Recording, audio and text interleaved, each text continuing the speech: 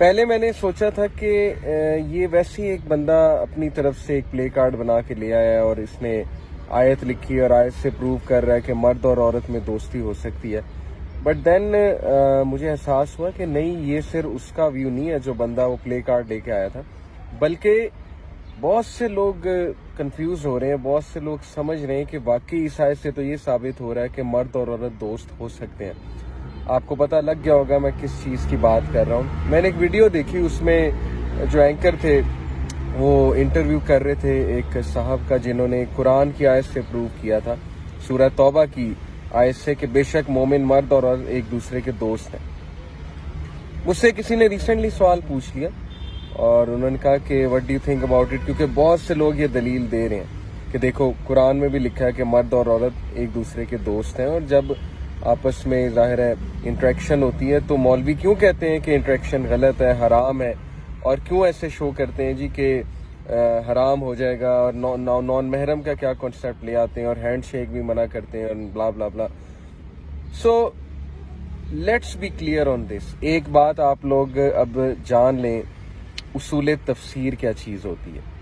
अगर इस तरह कुरान से चीज़ें प्रूव करने पे आए तो फिर तो मैं कहता हूँ कि वो एक सेक्ट जो बैठा हुआ है जो क्लेम कर रहे हैं कि उनके नबी आए, आखिरी नबी से हट के एक और नबी आए हैं, तो फिर जाहिर है कि वो भी कुरान से सारी दलील लेकर आते हैं। और ऐसे ऐसे मैं लोग आपको दिखा सकता हूँ जो कुरान से, ग्रामर से और आयतें कोट कर के जो है वो चीज़ें प्रूव कर देते हैं। तो क्या मतलब है, आप सबसे कन्विंस हो जाएंगे।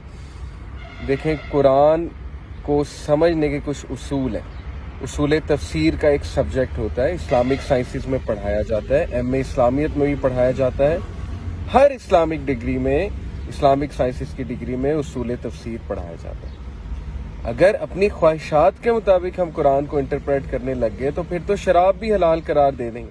और ऐसा हुआ, कुछ लोग कुरान से साबित कर देते हैं कि शराब हलाल है, कुछ लोग कुरान से साबित कर देते हैं कि 5 वक्त नमाज फर्ज है ही नहीं, और नमाज पढ़ना और नमाज कायम करने में बहुत फ़र्क है। फिर तो पता नहीं डिस्कशंस कहाँ चली जाएंगी।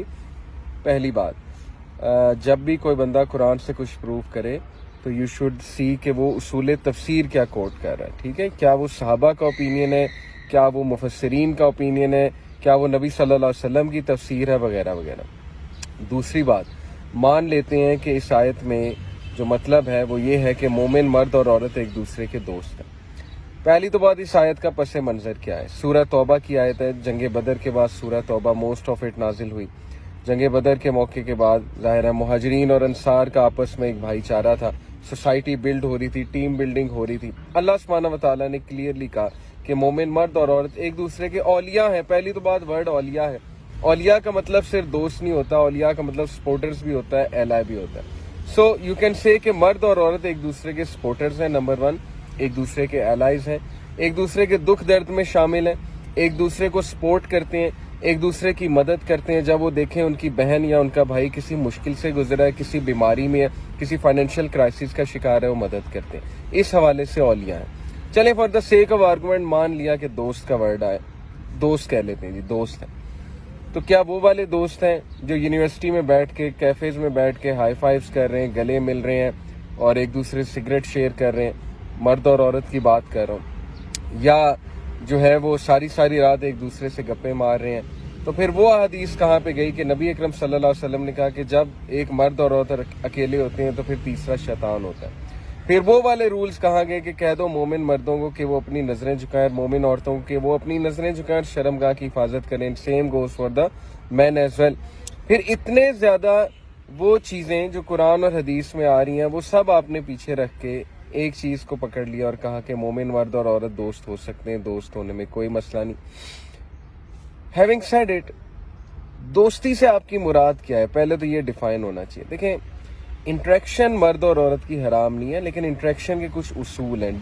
डिग्निफाइड होके होना चाहिए, डिसेंसी होनी चाहिए उसमें जो है वो जाहिर है कि किसी किस्म की बैड इंटेंशन इन्वॉल्व नहीं होनी चाहिए उस इंटेंशन में, वो प्रोलॉन्ग नहीं होनी चाहिए, वो पब्लिक होनी चाहिए। जैसे हमारे यहाँ भी इंटरेक्शंस होती हैं, मैं आपको यूथ क्लब की बात बता रहा हूँ, बट वो किसी तीसरे बंदे की प्रेजेंस में होती हैं। व्हाट्सएप ग्रुप्स हैं तो उसमें मेल्स भी शामिल हैं, उनके सामने बात हो रही है, फीमेल्स भी शामिल है, उनके सामने बात हो रही। ईमेल अगर हो रही तो सीसी में हमने अपने किसी सीनियर को रखा हुआ है जो मेल है। तो ये जो दोस्ती का कॉन्सेप्ट आजकल इंडियन मूवीज से आ रहा है पर्टिकुलरली, और यूनिवर्सिटी कल्चर से जो दोस्ती का कॉन्सेप्ट आ रहा है, तो अगर तो आप कुरान से ये वाली दोस्ती साबित कर रहे हैं तो फिर आपके लिए वार्निंग है कि अल्लाह ताला की आयतों को आप तोड़ मड़ोड़ के अपनी ख्वाहिशात के मुताबिक इंटरप्रेट कर रहे हैं, which is a big sin.